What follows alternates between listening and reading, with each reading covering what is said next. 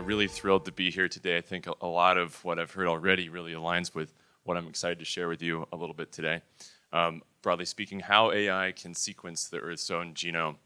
We talk a lot about data. Here's a chart that shows data about data.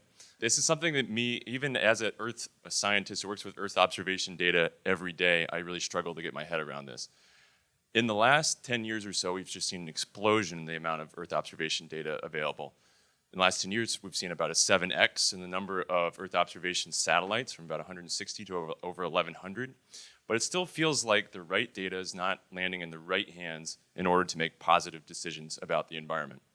And of course, there are many reasons behind this, but I'd like to propose one framework. And for this, I'd like you to reach all the way back to high school biology and recall the difference between phenotype, which is a set of observable characteristics, and genotype, which is the set of distilled instructions encoded in DNA that forms the blueprint for life. And I'd like to assert this. We have a pretty good understanding today with all of that Earth observation data of the Earth's phenotype. What's missing? How do we translate that into something more essential, distilled, and actionable, something like Earth's own DNA? And of course, that's the mission of the nonprofit I represent, the Earth Genome. We're on a mission to collect the world's environmental data, make it accessible and make it actionable, and achieve for the health of the planet what the Human Genome Project did for human health about 20 years ago. How? Well, through AI. By building and deploying very large foundation models like GPT, just very large, capable models that are able to do a host of downstream tasks, it's possible to envision a future where we can ingest that huge volume of Earth observation data and distill it into something much more actionable and essential, like Earth's own DNA. And then we envision this being the foundation for a whole host of applications and technologies that are built on top of that. Kind of like just the Human Genome Project inspired a whole revolution in biotechnology 20 years ago. So this is the idea we started to play around with, and we've been really excited with some initial results. To complete the analogy to DNA, we've achieved similar compression ratios on the order of 10,000 times, which means that the innovation and path to impact can be 10,000 times faster as well.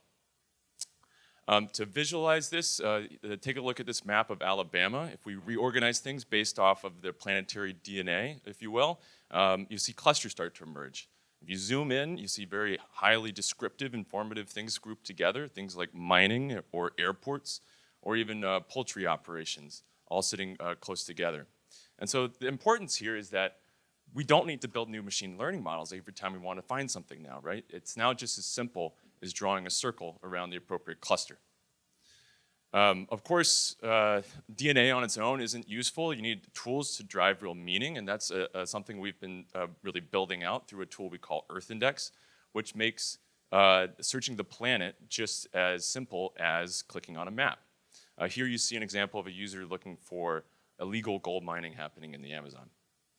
The power of Earth Index is that it puts the power of dataset creation directly in the hands of groups who know what data to look for and how to make an impact using it. So with Amazon Mining Watch, which is our project related to gold mining in the Amazon, we have some great partners, Amazon Conservation and the Pulitzer Center, and they have, the data that collected through this has been used in numerous investigations and has even been used in a criminal proceedings against a law-breaking mining company. The upshot is that we're closely approaching the era of zero marginal cost for watch applications, which is just really exciting, something we've seen inside of Earth Genome, and we're really excited to share this outside of the organization as well. So just challenge everyone in this audience to think about, what would you like to find? The best part is that DNA, it's not just limited to finding your relatives. It can be doing a lot of other things as well.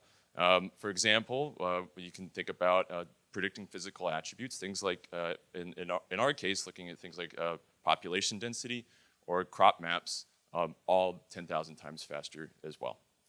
To sum it up, the era of planetary genetics, I think, is my take on what we will call this era, at least when it comes to environmental science, is finally here. But I want to recognize that something as big as a Human Genome Project for the planet is way bigger than just one organization, so I'm really looking forward to conversations with everybody in the audience today. We're always looking for projects and partners and funding opportunities. So thanks so much. Looking forward to talking.